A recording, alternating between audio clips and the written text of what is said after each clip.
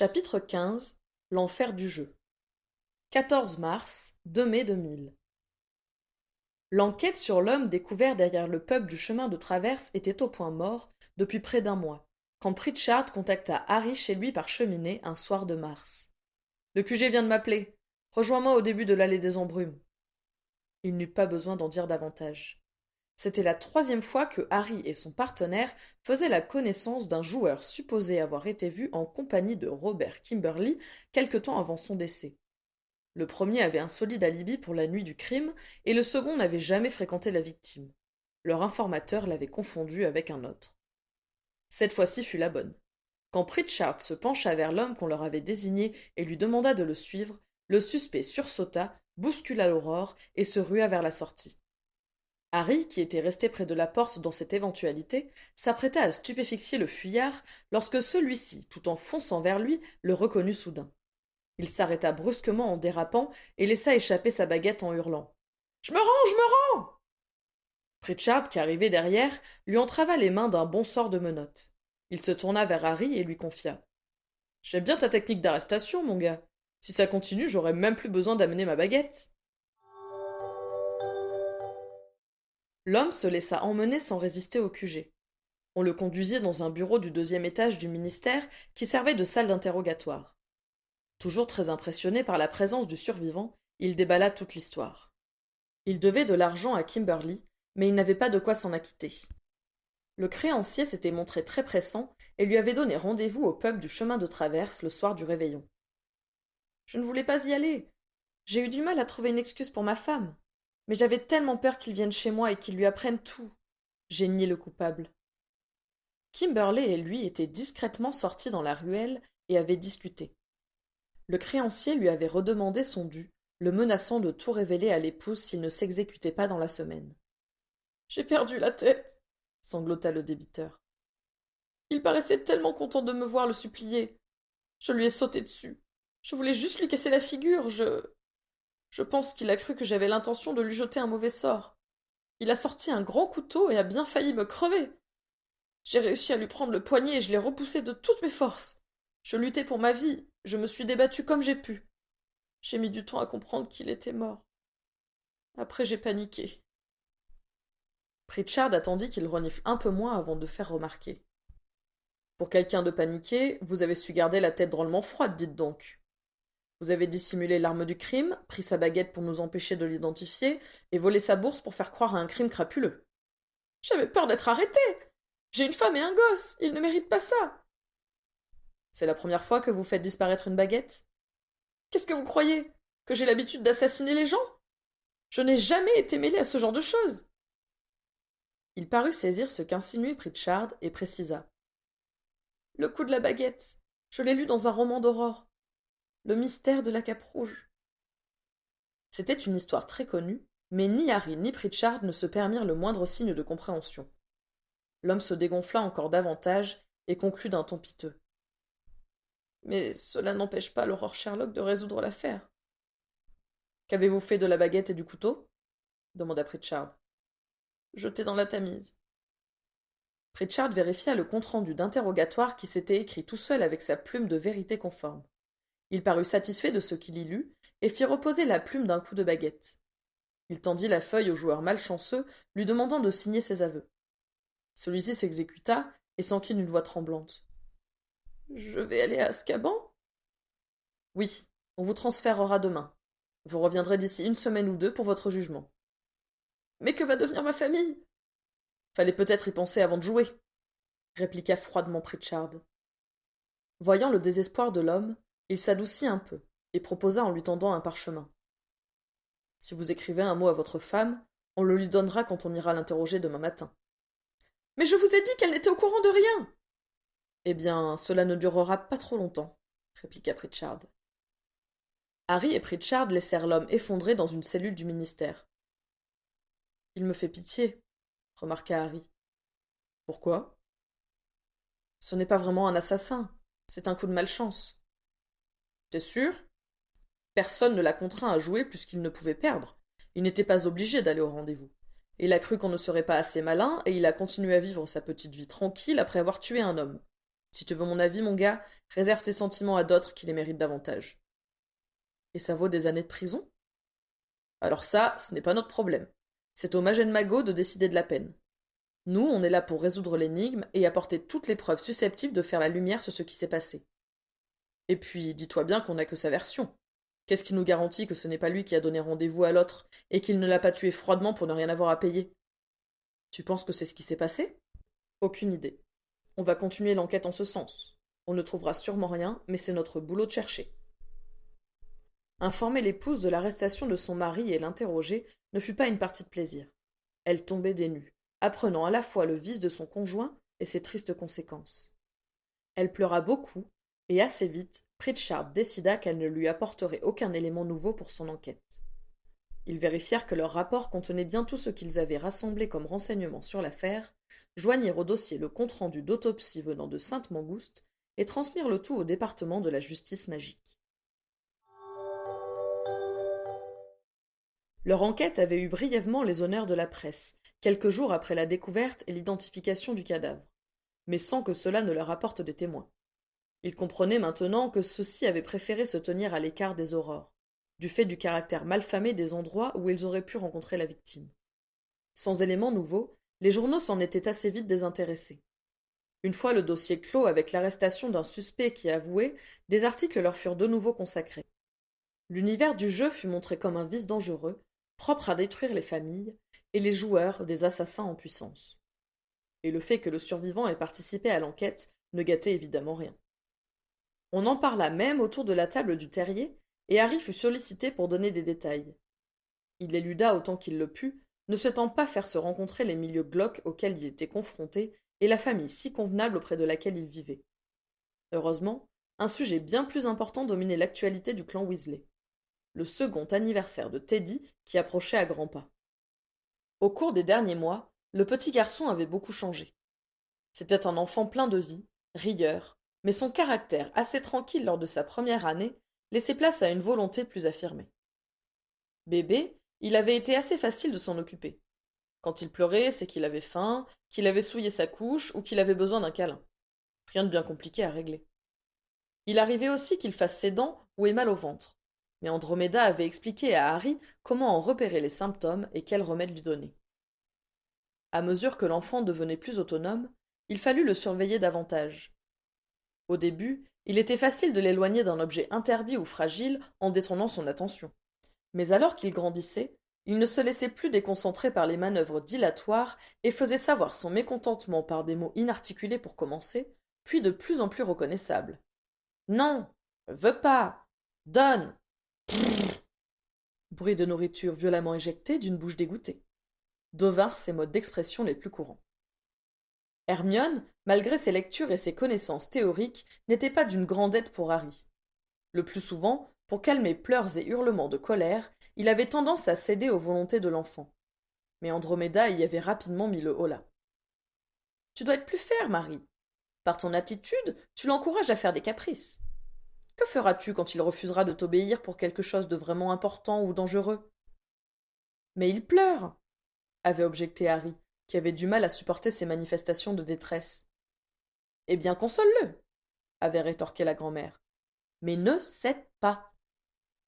Dans un premier temps, Harry avait été déboussolé par ces directives apparemment contradictoires. Mais il admit que c'était assez efficace. Si cela n'arrêtait pas les larmes, les propos compréhensifs évitaient à la situation de dégénérer. L'enfant s'énervait moins et restait ainsi plus accessible à un détournement d'attention. Quand Harry n'arrivait pas à soumettre une alternative assez intéressante pour que Teddy renonce à sa volonté première, Ron entrait en jeu. Il faisait semblant de boire dans un verre arroseur, utilisait une baguette farceuse ou se prenait les pieds dans le tapis. Malgré lui, l'enfant regardait les pitreries, et bientôt, quel que soit son mécontentement, il oubliait ses griffes envers la vie et se mettait à rire. Harry avait été agréablement surpris de constater que Ron, au fur et à mesure que Teddy grandissait, s'occupait davantage de lui. Sans doute son ami était-il plus à son aise depuis que leur protégé devenait sensible à son sens de l'humour. L'anniversaire fut célébré chez Andromeda, cette dernière ayant fermement décliné la proposition de Molly de réunir tout le monde au terrier. Ce fut donc dans le salon des Tonks que l'on mangea le gâteau et donna les cadeaux. Harry avait offert un mini-balai, se souvenant de la lettre de sa mère racontant comment il avait apprécié ce jouet. Teddy montra les mêmes dispositions que son parrain à volter à 30 centimètres du sol, ce qui ne ravit pas sa grand-mère. Il faut dire que 3 chaises furent renversées lors du premier essai. En fin d'après-midi, épuisé par toutes ses émotions, ce fut sur les genoux d'Andromeda que l'enfant s'installa pour sucer son pouce. Harry le regarda, ému, heureux de le voir ainsi entouré de tendresse par la seule famille qui lui restait.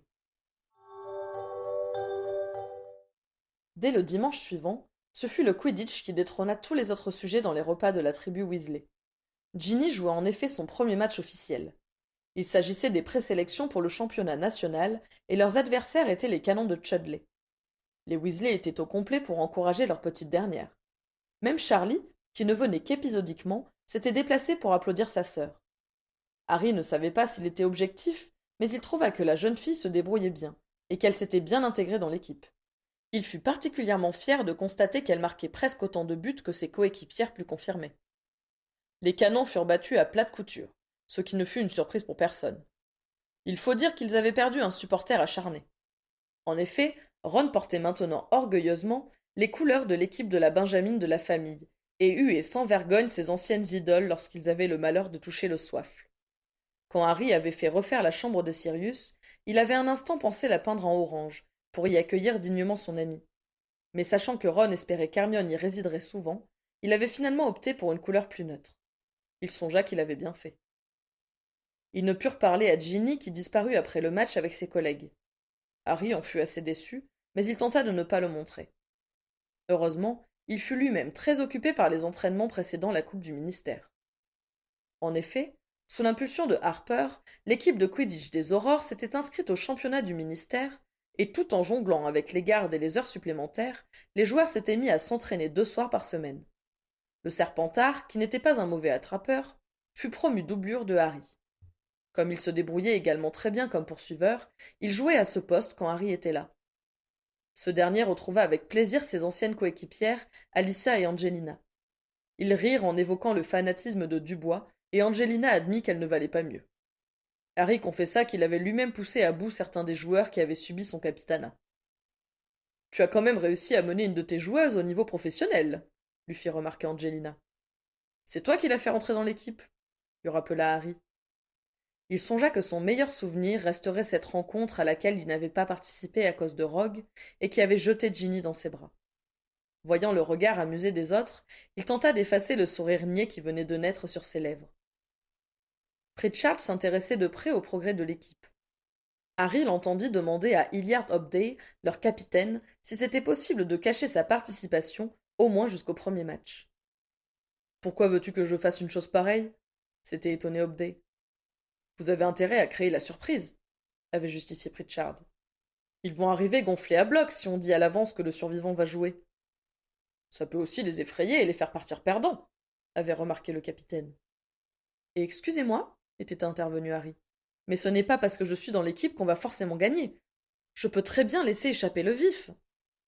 Ça n'a rien à voir avec ton niveau, avait expliqué Pritchard. C'est la légende. Dès que vos adversaires vont réaliser que tu vas jouer, ils vont se dégonfler. Personne n'aura l'idée qu'il peut l'emporter contre toi. C'est idiot, avait remarqué Harry. Complètement, avait approuvé son partenaire. Mais c'est comme ça. En attendant, Hilliard, je pense qu'on devrait tenter l'effet de surprise. Quand ils vont voir le héros arriver, ils vont paniquer et on est bon pour remporter le premier match. Cela renforcera l'idée de notre invincibilité et toutes les autres équipes partiront perdantes lorsqu'elles nous affronteront. Et toi, tu rafleras la mise avec tes petits paris, avait judicieusement noté Hobday. Comme ça, tout le monde sera gagnant, avait conclu Pritchard. Harry n'avait pas su s'il devait rire de cet échange, se sentir vexé que son partenaire ait une opinion aussi réservée sur ses capacités, ou être choqué par le côté magouilleur de Pritchard. C'est bien un Serpentard, n'avait-il pu s'empêcher de penser. Harry ne s'était plus préoccupé de savoir si son appartenance à l'équipe avait été tenue secrète. De son côté, il n'en avait parlé qu'à ses proches.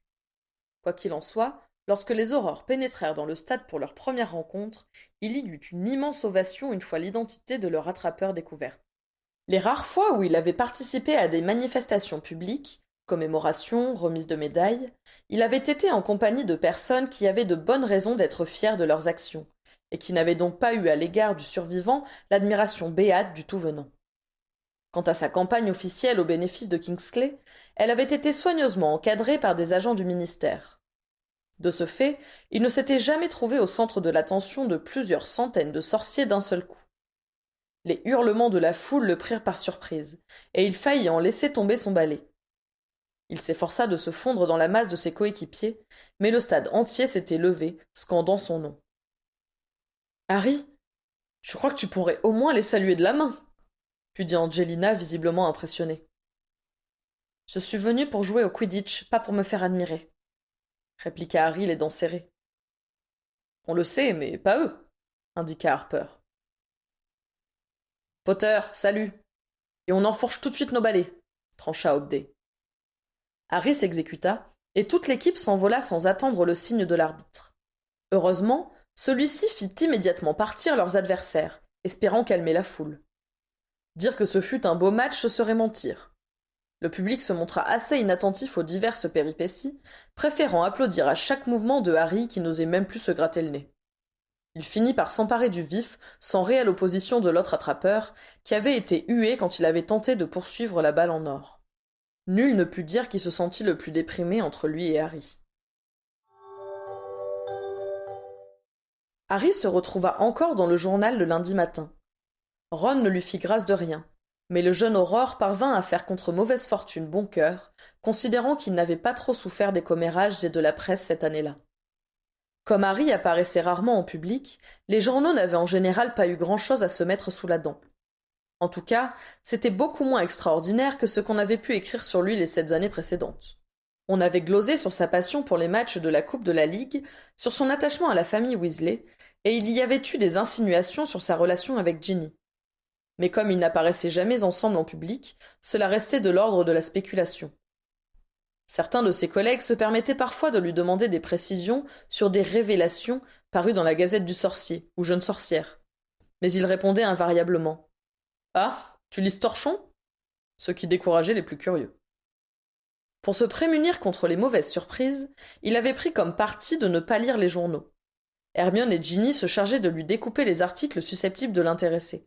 Sujets politiques et commentaires sur les harpies de Holyhead dans Quidditch Magazine. Il y avait aussi ce que Ron ne pouvait s'empêcher de lui claironner quand il voulait faire le malin, comme ce matin-là. Mais c'était assez rare, heureusement.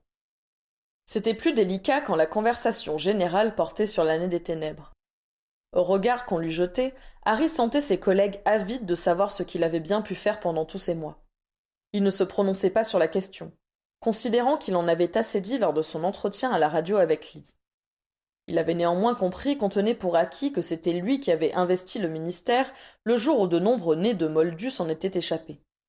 L'opinion publique pensait visiblement qu'il y était venu pour délivrer les malheureux et leur recommander de fuir à l'étranger. Il se gardait bien de détromper son monde, considérant que moins il en parlait, plus vite on oublierait cet épisode. Mais ce matin-là, de nombreux journaux étaient ouverts sur les bureaux de ses collègues, et il était difficile de refuser de commenter leur victoire. On débattit abondamment de leurs chances de gagner le championnat autour de la table où ils se fournissaient en thé et en café.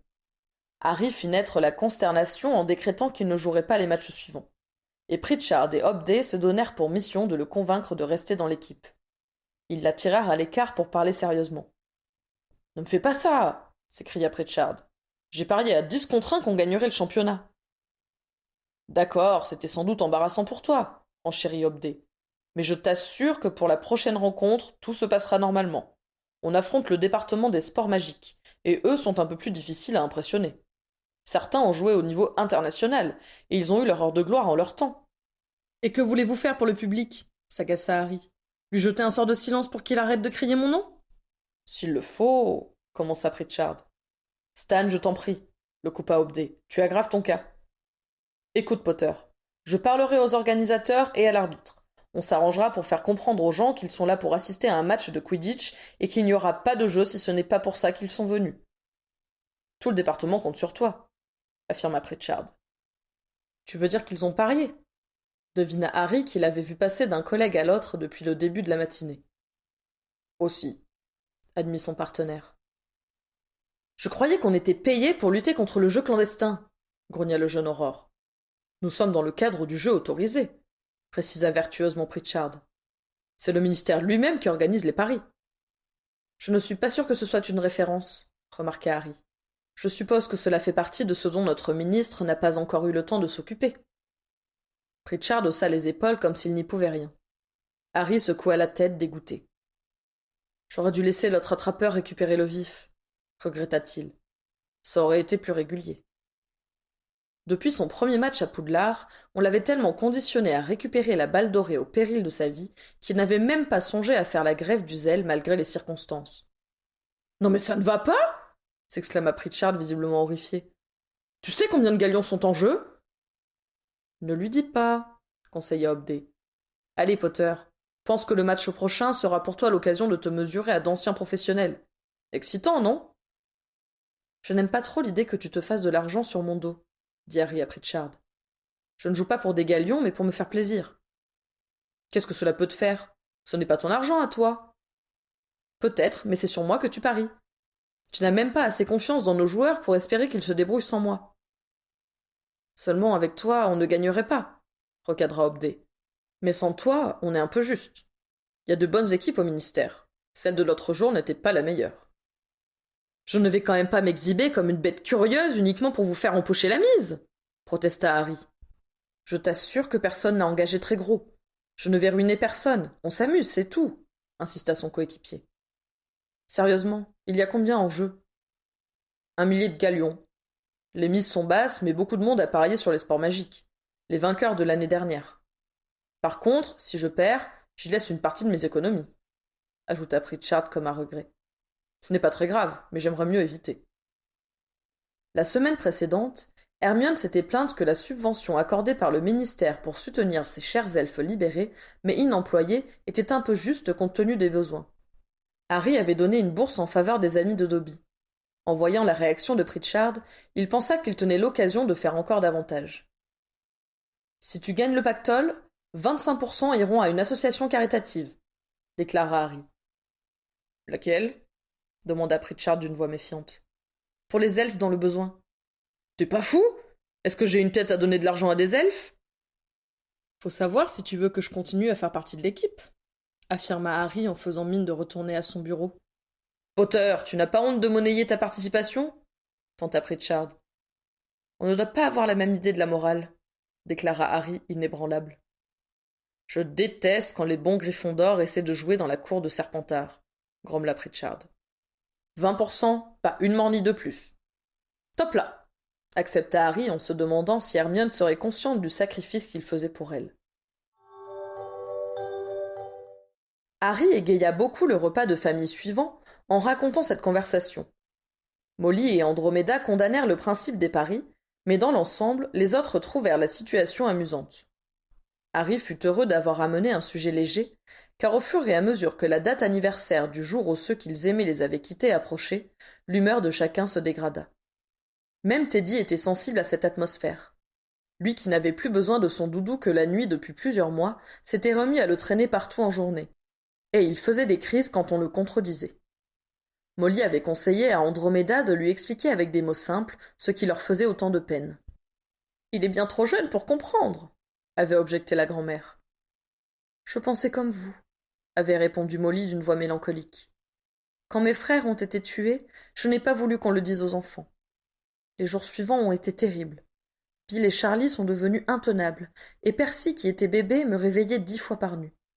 Je n'en pouvais plus, je ne les supportais plus. Je pleurais tout le temps. Finalement, Bill nous a entendus en parler, Arthur et moi, et il l'a réexpliqué à Charlie et Percy, avec ses mots à lui. Miraculeusement, les deux aînés se sont calmés, et Percy a retrouvé le sommeil. Ça a été un grand soulagement. Andromeda dut se laisser convaincre, car la semaine suivante, Harry l'entendit confier à Molly d'un ton étonné.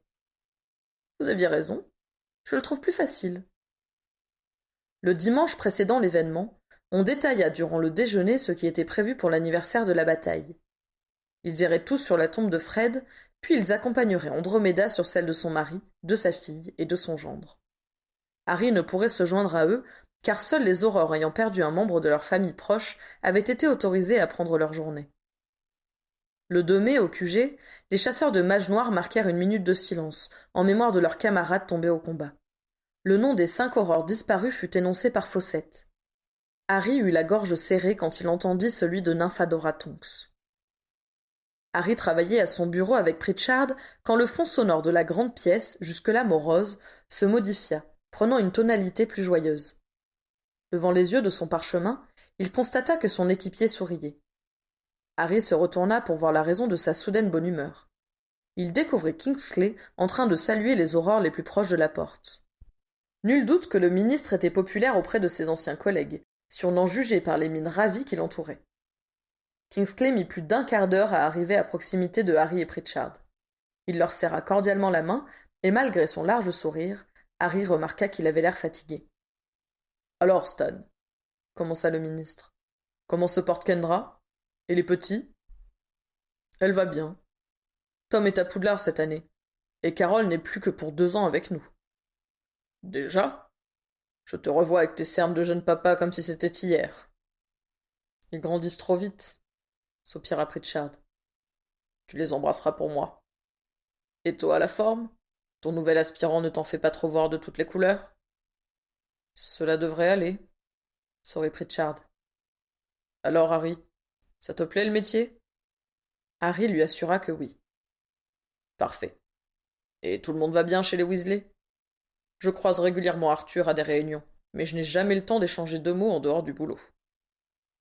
C'est dur pour eux aujourd'hui, mais ils tiennent le coup, merci. Kingsley lui sourit tristement avant de passer au bureau d'à côté. Harry regarda l'heure. Il devait être sur la tombe de Fred en ce moment. Ça ira, mon gars? S'enquit Pritchard, toujours intuitif. Faut bien, murmura Harry. Il tenta de se reprendre, mais il constata que Pritchard avait lui aussi du mal à se concentrer sur son travail. Il se demanda s'il avait perdu des proches ce jour-là. Il réalisa qu'il ignorait tout de la vie privée de son partenaire. Il ne savait même pas qu'il était marié et avait 2 enfants avant que Kingsley n'y fasse allusion. Jamais il ne parlait de leur vie personnelle. À vrai dire, le caractère purement professionnel de leur relation convenait parfaitement à Harry. Lui-même pouvait difficilement parler de ses amis et de ses souvenirs sans évoquer ce qui le différenciait des autres. Ne parler que des enquêtes en cours et des techniques qui lui restaient à maîtriser permettait au jeune Aurore de rester à sa place d'aspirant. Peut-être parce que de toute façon la journée ne pouvait être pire, il se décida pour demander à son coéquipier. Tu as connu Tonks? Nous avons travaillé ensemble. Tu l'as rencontrée, toi? Elle m'a protégée à plusieurs reprises. Et puis, elle a épousé un ami de mon père. Pritchard le regarda un moment avant de répondre. J'ai compris qu'elle s'était mariée quand ils ont dit son nom, à Poudlard. Un prénom pareil, ça ne pouvait être qu'elle. Et son mari aussi est mort, c'est ça? Harry hocha la tête, trop ému pour le confirmer tout haut. Quand elle n'est pas revenue après la chute du ministère, dit Pritchard, j'ai regardé s'il y avait une note de transfert pour Azkaban la concernant, mais je n'en ai pas trouvé. Et puis, je l'ai entendue à Potterveil. Elle semblait en forme. Tu sais ce qu'elle a fait pendant la guerre? Elle était chez ses parents, lui apprit Harry. Elle... elle a eu un bébé. Pritchard regarda lentement dans le vide, puis demanda. L'enfant, qui en prend soin maintenant? Sa grand-mère l'élève. Il va bien. Il est métamorphomage. Il a les cheveux bleus la plupart du temps. Pritchard fit une sorte de bruit rauque, un rire plus nerveux que joyeux. Ah, donc c'est sa chevelure rose. Il parut se souvenir de la question initiale de Harry et prit une grande inspiration. Quand Tonks est arrivé, on a eu du mal à la prendre au sérieux. D'ailleurs, le commandant Scrimgeour l'a collée avec le plus sévère d'entre nous. Je crois que je n'ai pas besoin de te décrire Folleuil. Harry fit signe que non. Elle était du genre à renverser 3 corbeilles à papier et faire voler 2 rapports rien qu'en allant de la porte à son bureau. Et certains disaient même qu'elle n'avait rien à faire ici. Ils pensaient qu'elle n'allait pas tenir avec Maugrey. Mais elle s'est accrochée. Folleuil passait son temps à récriminer contre elle, mais ceux qui le connaissaient comprenaient qu'en fait, il l'aimait bien. Et il n'était pas du genre à bien aimer ceux qui ne faisaient pas l'affaire. Alors on s'est dit qu'elle ne devait pas être si mauvaise. Évidemment, avec ses dispositions, elle était la meilleure en filature et tapinois. Mais là où elle nous a tous épatés, c'est... je ne sais pas comment dire. Elle avait le chic pour sentir les autres. Très fine en psychologie. Elle disait: celui-là, il nous cache quelque chose. Et lui, il rigole tout le temps, mais il en a gros sur la patate. Et elle savait parler aux gens et leur faire cracher le morceau. Pour tirer le maximum des témoins, elle était excellente. Quoique des fois, je ne la trouvais pas professionnelle. Elle avait trop tendance à compatir. Était-ce pour cela qu'elle s'était attachée à Rémus? Se demanda Harry. Parce qu'elle sentait la blessure et ne pouvait rester indifférente? Harry préférait penser que c'était la profonde humanité de l'homme qui l'avait attirée. Quand Folleuil est parti, Tonks a terminé sa formation avec Hobday, reprit Pritchard. Je ne suis pas certain qu'il se soit très bien entendu. Tu as dû constater qu'il est assez carré, et Tonks était plutôt du genre intuition et improvisation. Mais elle était compétente, et lui, c'est un bon instructeur. Alors ils ont fait avec. J'ai eu l'occasion de faire quelques missions avec elle. Il laissa passer un moment. Elle balançait des trucs. Des gaffes, quoi. Ça faisait rire tellement c'était naïf. Mais au bout d'un moment, j'ai fini par me dire que ses commentaires n'étaient pas si fortuits. Ça détendait l'atmosphère au bon moment quand une dispute se préparait ou qu'un imbécile nous énervait. Ça la faisait passer pour plus bête qu'elle ne l'était, ce qui n'est pas une mauvaise tactique pour garder une longueur de balai sur les autres. Bon, à ce propos, on a du boulot. Kingsley avait lui aussi, lors de son oraison funèbre, souligné que Tonks n'était pas aussi naïf qu'elle pouvait le paraître. Harry était heureux de savoir qu'elle avait été jugée et appréciée à sa juste valeur par plusieurs de ses collègues. Il engrangea tous ces témoignages. Un jour, il en parlerait à Teddy. Harry rejoignit sa famille une fois son travail terminé. Il avait appréhendé cette soirée, sachant que l'atmosphère serait lourde. Il eut la surprise de les trouver non pas abattus, mais assez excités. Il lança un regard interrogatif en direction de Ginny. Elle lui sourit. Il y a 3 heures, Fleur a été prise de douleur. Elle est en train d'accoucher. Harry songea que la Vélane avait rarement fait preuve d'autant à propos. Ce serait merveilleux si le 2 mai devenait l'anniversaire de l'enfant de Bill, plutôt qu'être uniquement celui de la disparition de Fred. Seul George n'arrivait pas à se réjouir de l'heureux événement. Il n'était pas isolé pour autant, car Charlie se tenait près de lui, tentant de l'associer à la conversation générale. Ils se mirent à table, mais se retournaient fréquemment vers la cheminée, de peur de manquer un appel. Quand la tête de Bill y apparut vers 21 heures, tous se précipitèrent. « C'est une fille !» s'écria le repaire. « Elle s'appelle Victoire !» Note de bas de page. Une année dans la vie de J.K. Rowling, 30 décembre 2007. Victoire, qu'on rencontre dans l'épilogue, porte ce prénom parce qu'elle est née le jour de l'anniversaire de la bataille finale.